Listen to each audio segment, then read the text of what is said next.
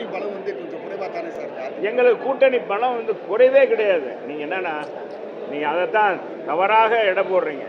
எங்கள் தலைவர் 1980 எப்படி கூட்டணி வச்சார்? பெரிய பெரிய கட்சியோட கூட்டணி இருந்துச்சா?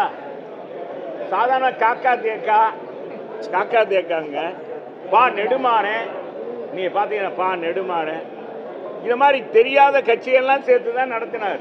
அது அதிகமான 77 காட்டிலும் 1977 காட்டிலும் 1980 அதிகமான சீட்டுகளை வாக்குகளை பெற்றார், தொகுதிகளை பெற்று வெற்றி பெற்றார். எம்ஜிஆர் தான், இவரும் எம்ஜிஆர் மாதிரி தான். எம்ஜிஆர் கட்சி தானே அண்ணா திமுக. அதே மக்களுடைய செல்ல பிள்ளை அப்படின்லாம் சொல்றாங்க. ஆனால் செல்லூராஜ் தொகுதி மாறப்போறாரு அப்படின்னு அதெல்லாம் மேற்கு தொகுதியில் தான் நிற்கிறேன், மேற்கு தொகுதியால் செய்கிறேன். ஏங்க அப்படி சொல்கிறீங்க? அது மாதிரிலாம் ஒன்றும் இல்லை. செல்லூர் ராஜா யாருன்னு உங்களுக்கு தெரியுமா? 15 வருஷத்துக்கு முன்னால் நான் சாதாரண ஒரு கவுன்சிலராக இருந்தேன். இடைத்தேர்தலில் கொடுத்தாங்க, வெற்றி வாய்ப்பு இழந்தேன். மேயர் தேர்தலில் கொடுத்தாங்க, வெற்றி வாய்ப்பு இழந்தேன். எதை நான் ஊருக்கும் உறவுக்கும் தெரிஞ்சவனாக இருந்தேன். எனக்கு உலக அறிய செஞ்சவங்க எங்கள் அம்மா இங்கே சீட்டு கொடுத்து இந்த தொகுதி மக்கள் தானே என்னை உலக அறிய செய்தாங்க. 3 தடவை என்னை ஜெயிக்க வச்சுருக்காங்க. 4வது தடவை அவங்கள தான் நம்பி நிற்க போகிறேன். அது அதெல்லாம் சீட்டு கொடுக்கலாம், எங்கள் பொதுச் செயலாளர் தான் கொடுப்பார். அவர் யார் பார்த்து யார் கொடுக்குறான்னு நாங்கள் அதெல்லாம் தலையிட முடியாது. பொதுச் செயலாளர் பார்த்து தான் முடிவு எடுக்கணும். யார் நான் தான் இந்த தொகுதின்லாம் சொல்ல முடியாது. அதனால் என்னுடைய விருப்பத்தை எல்லா 4 தொகுதி நான் மாவட்ட செயலாளர் முறையில் கட்டியிருக்கேன். இப்போ நான் கொடுக்க போகிறோம் 2000 ரூபாய், வீடு, ஸ்கூட்டி, 10 புடவை. தேர்தலுக்காக என்ன சொன்னோம்? எடப்பாடியார் என்ன சொன்னாரு? 6 கேஸ் ஒன்று ஓசியில் தரேன். ஓசியில் சொல்லக்கூடாதுப்பா, அது ரொம்ப கூட மானியமா உங்களுக்கு இலவசமா கொடுக்குறேன். இது முதல் கட்டம் தான், இன்னும் நிறைய இருக்குது. இது ட்ரெயிலர், இன்னும் நிறைய வருது. புதுசா வந்து கொடுக்கணும் சொல்லுவாங்க. 10 வருஷம் காரு பங்களா வீடு, காரு பங்களா வீடு. அமெரிக்காக்காரன் கூட கொடுக்க மாட்டான், டொனால்ட் ட்ரம்ப் கூட கொடுக்க மாட்டான்.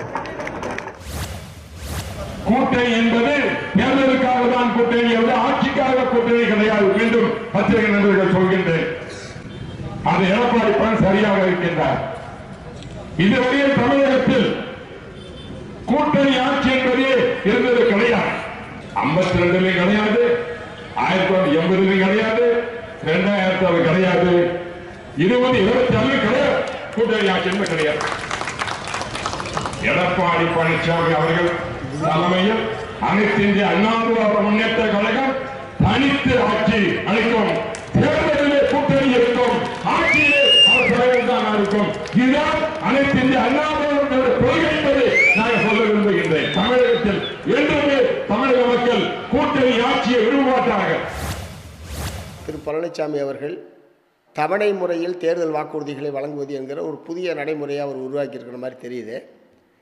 அதிலேயே அவர் சொல்லியிருக்கிற மிக முக்கியமான ஒரு வாக்குறுதியாக அவர் சொல்லியிருப்பது என்பது 100 நாள் வேலை திட்டத்தை 125 நாட்களாக பிஜேபி ஆட்சி கொண்டு வந்து விட்டதாகவும், அதிமுக ஆட்சி தமிழ்நாட்டில் அமைந்தால் 150 நாட்களாக அந்த வேலை நாட்களை நாங்கள் உயர்த்துவோம் என்கிற கிராமப்புற மக்களை ஏமாற்றுகிற ஒரு வாக்குறுதியை அவர் வந்து கொடுத்துருக்கிறார். நான் என்ன கேட்க விரும்புகிறேன், முதல்ல 100 நாள் வேலை திட்டம் என்கிற அந்த சட்டமே இப்போது நடைமுறையில் இல்லை. மகாத்மா காந்தி தேசிய ஊரக வேலை உறுதி சட்டம் என்பதை ஒன்றிய பிஜேபி அரசாங்கம் ரத்து செய்துவிட்டது. அந்த சட்டத்தை ரத்து செய்துவிட்டு தான் இப்போது விபிஜி ராம்ஜி என்கிற ஒரு புதிய சட்டத்தை அவர்கள் கொண்டு வந்திருக்கிறார்கள். இந்த சட்டம் ரத்தானது முதல்ல அவருக்கு தெரியுமா தெரியாதா? புதிய சட்டத்தில் என்னென்ன அம்சங்கள் இருக்கிறது என்பதை தெரிந்துதான் அவர் வந்து பேசுகிறாரா?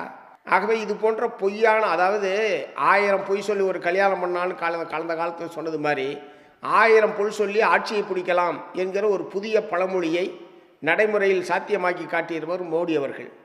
இப்போ மோடியோட எடப்பாடி சேர்ந்து வர்றதுனால இவர் எத்தனை பொய்களை சொல்லியாவது ஆட்சி அதிகாரத்தை கைப்பற்றி விடலாம் என்கிற நோக்கத்தோடு தான் இந்த முதல் தவணை பொய்களை வாக்குறுதிகளாக தமிழ்நாட்டு மக்களுக்கு வழங்கியிருக்கிறார்.